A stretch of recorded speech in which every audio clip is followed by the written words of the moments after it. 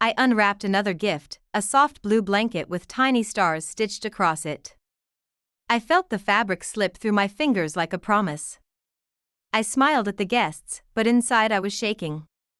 This wasn't the peaceful baby shower I'd envisioned. The air felt heavy, every laugh too loud, every compliment too forced. Had spent weeks planning this day, pastel ribbons, vanilla cupcakes, invitations sent to both my family and his. I wanted unity. I wanted celebration.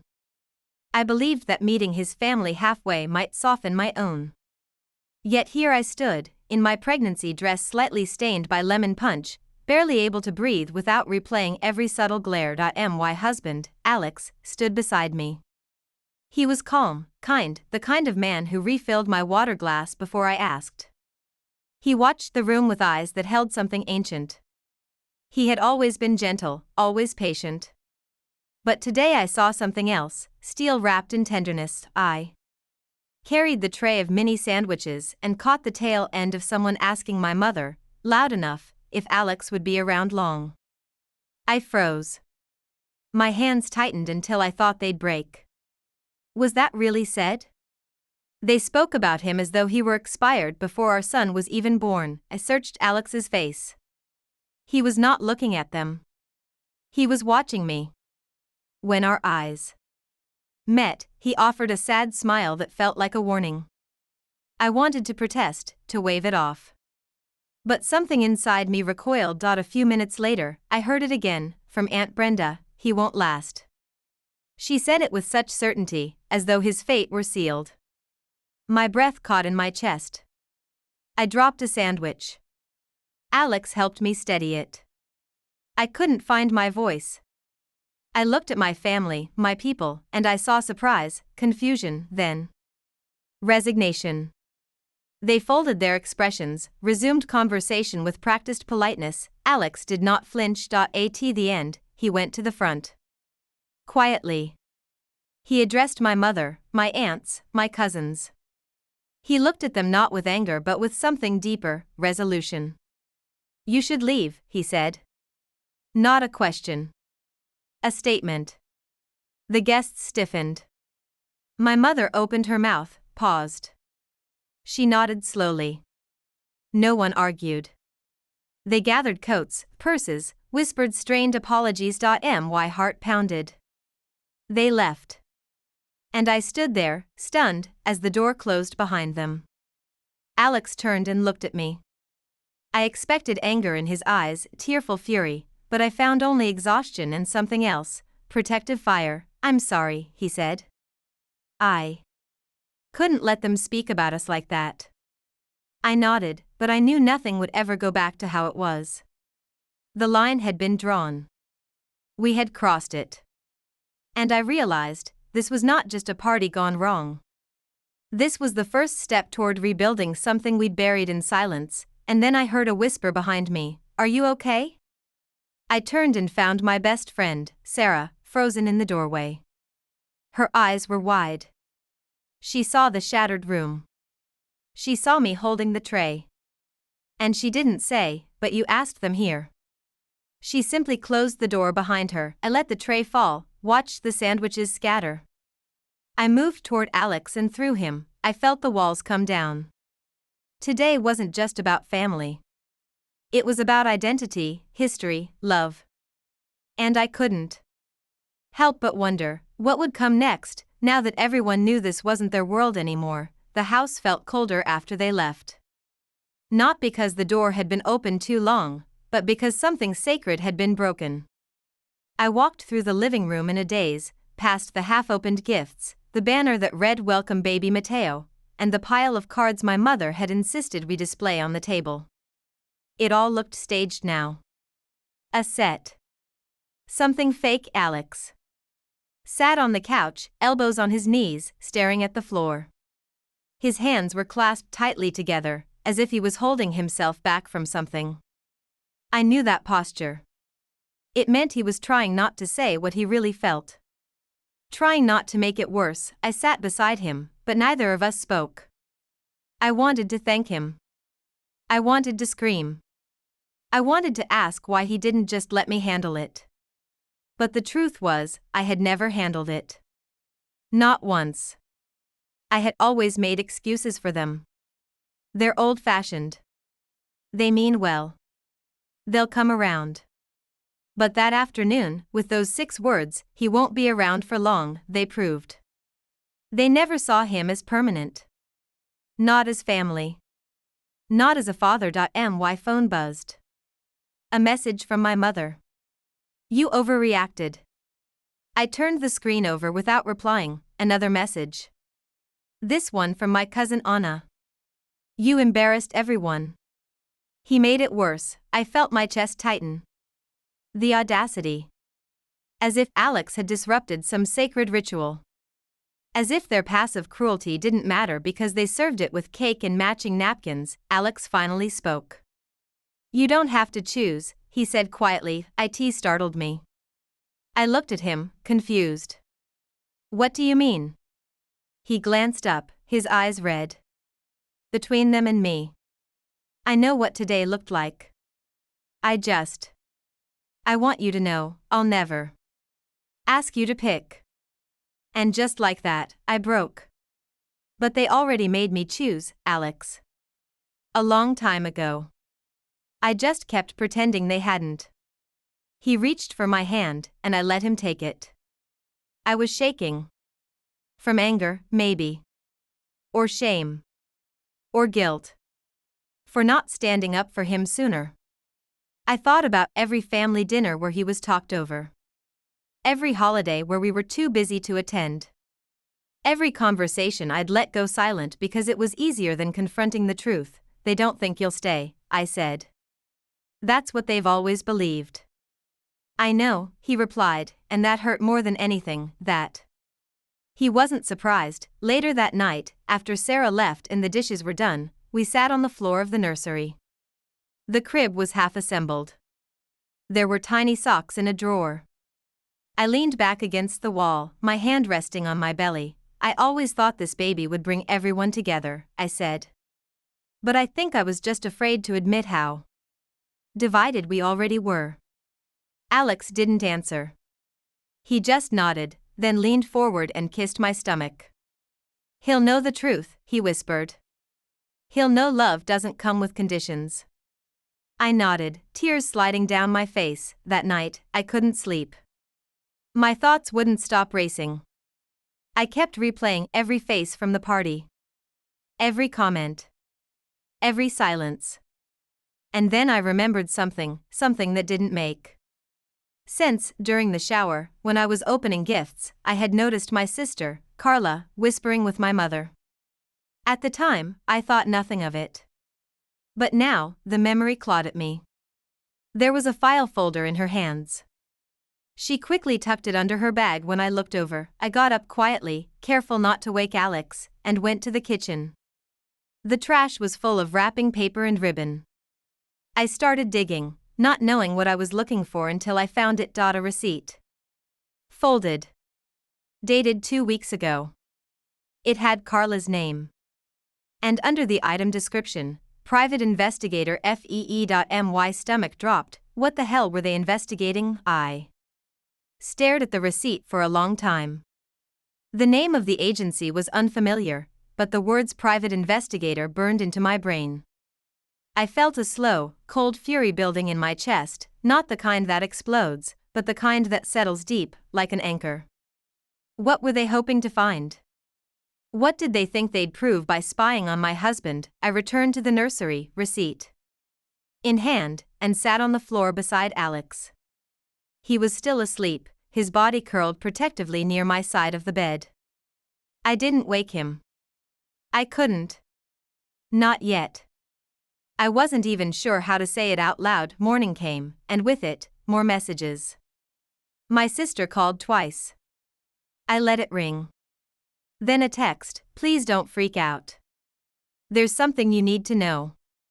About Alex. It was surreal, watching my phone light up with accusations while I made oatmeal, while I wrapped my hand around my belly and reminded myself I was growing a life in the middle of this chaos.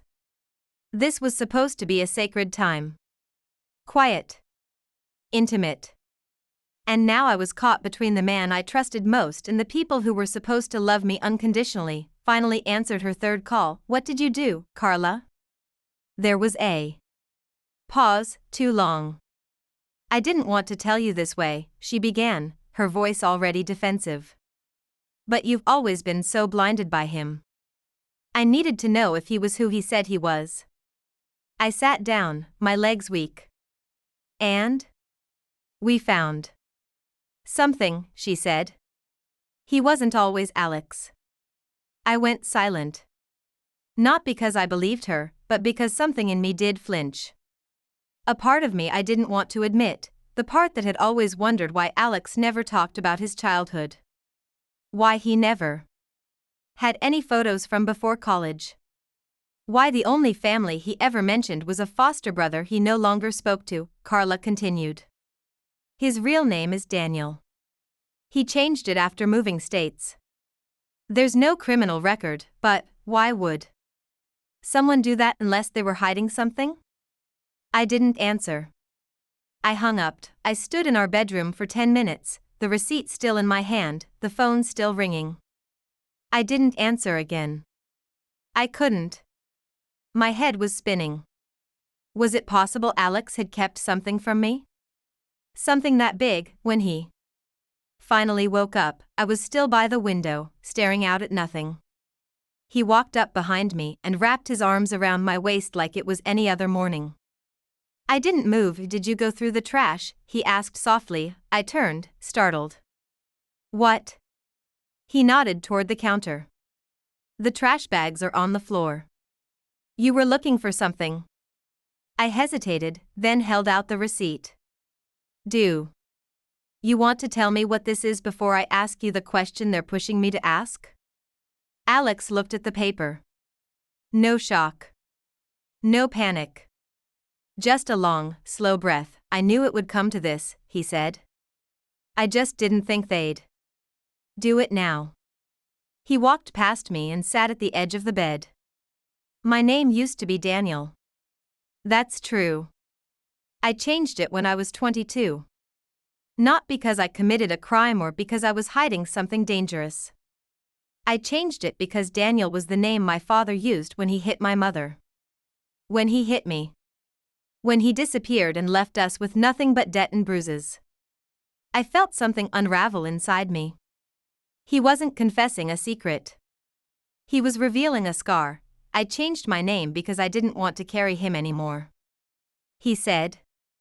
Because when I met you, I wanted to be someone worthy of the life we were building.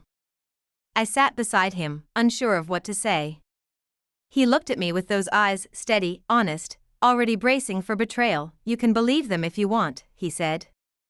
You can walk away. I won't stop you. And that's when I realized he had lived every day waiting for someone to run, but I wasn't ready to let go. Not yet. Not after everything. Still, one thing gnawed at me. One thing I couldn't ignore. If this was really about your father, why didn't you ever tell me? I asked. He didn't look away. Because I was ashamed. Then he stood up and walked into the hallway, leaving me alone with the truth, and that's when I noticed something else, the envelope. Tucked behind one of the baby books. A letter. Unopened, addressed to me, from his foster brother. I stared at the envelope for what felt like an hour. It was thick, the paper slightly yellowed at the edges, and the handwriting looked rushed, like whoever wrote it wasn't sure they'd finish before changing their mind. The return address had no name. Just a town I didn't recognize. I thought about throwing it away. About pretending I never saw it. But pretending is what got me here in the first place. I opened it. The letter inside was 3 pages long. At first, I didn't even realize it was written by someone from Alex's past. But then, halfway through the first paragraph, I saw the name, Danny, not Alex. Danny, the words were raw. Direct. They weren't written to hurt, but they carried pain. Memories I hadn't been prepared for. Stories of 2 boys who shared foster homes, hiding food under mattresses, whispering through cracked bedroom doors while adults yelled in the next room. The letter didn't accuse. It didn't even warn. It was a farewell. I know you changed your name because you needed to survive, Danny. I know you've built something better. But I still remember the night you left. You didn't say goodbye. You just disappeared. And maybe that's what you had to do. But I needed you back then. I needed to know someone else remembered what we survived. I pressed the letter against my chest, trying to breathe through the wave of grief I didn't understand. These weren't my memories. But now they lived inside my house. Inside my husband. Inside the man who painted clouds on our baby's wall and whispered lullabies in the dark. I found him in the backyard. He was sitting on the porch steps, hands clasped together like they were holding something fragile. I sat beside him, the letter in my lap. Why didn't you tell me about him? I asked. He didn't look at me. Because I left him behind. And I never forgave myself for it. I waited. He was my only friend. My only family. But I couldn't stay in that life. I couldn't be that version of me anymore. Every time I looked at him, I saw everything we had to survive. And I hated myself for leaving. So I buried it. But he didn't hate you, I said softly. He missed you. He still does. Alex finally looked at me. And I saw the fear again, the fear that if I knew the whole truth, I'd see him differently. I'm not proud of everything I've done, he said. But I've never lied to you. I just didn't know how to talk about a life I spent years trying to erase. I took his hand. You don't have to erase it. You just have to let me in. He closed his eyes, and for the first time in days, I saw something like peace pass over his face, but it didn't last, because later that night, when I finally texted Carla back and told her to stop digging, she sent me one last message then. Maybe you should see this for yourself. It was a photo. A grainy shot from 5 years ago. A younger Alex, no beard, no wedding ring, standing outside a motel. Holding a baby. My blood ran cold. I zoomed in, my hands shaking. The baby wasn't Mateo. The timestamp was from years before I met him. He never told me about any of this, no mention of a child. No mention of a past that included fatherhood, and just like that, the cracks became chasms. Who was that baby? I didn't sleep that night. I barely blinked. The image was burned into my mind, Alex years ago, holding a baby in front of a cheap motel. There was no context. No caption. Just a timestamp and silence. I watched him sleep beside me, steady, calm. I kept asking myself, how could he carry that kind of truth and look at me like I was the only story he'd ever written? Morning came like a warning bell. When he woke up, I was already in the kitchen, the letter from his foster brother on the table, the photo beside it. I didn't look at him when he walked in.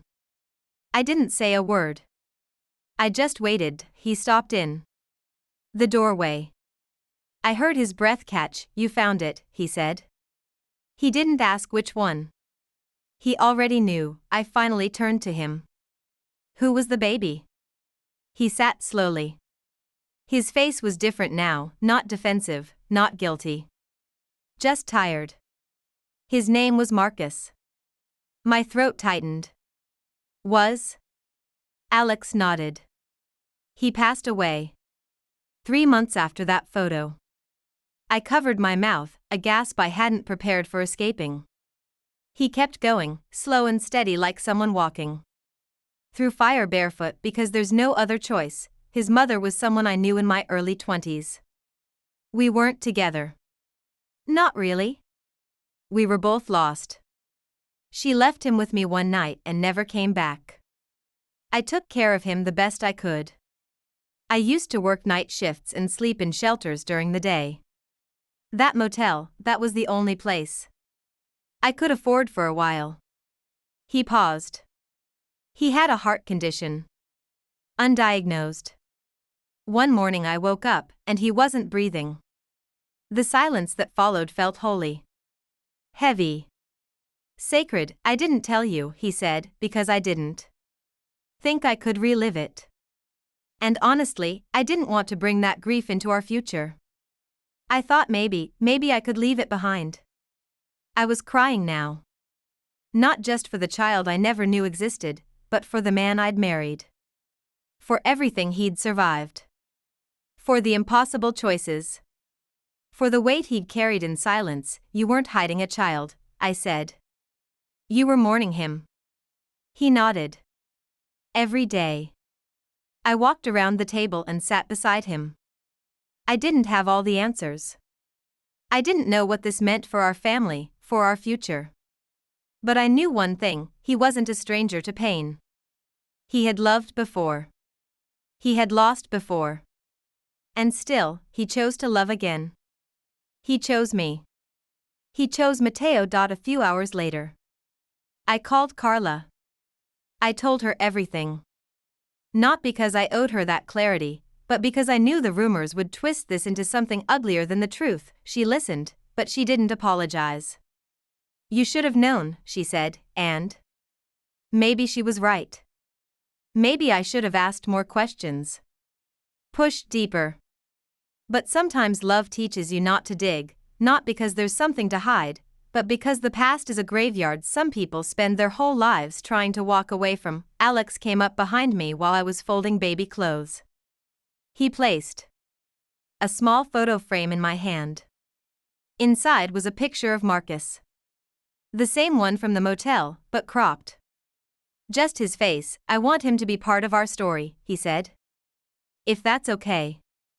I nodded, unable to speak. We hung it on the nursery wall. Next to the sonogram of Matteo. 2 boys. 2 stories. One family built not on perfection, but on redemption. But later that week, a package arrived. No return address, inside.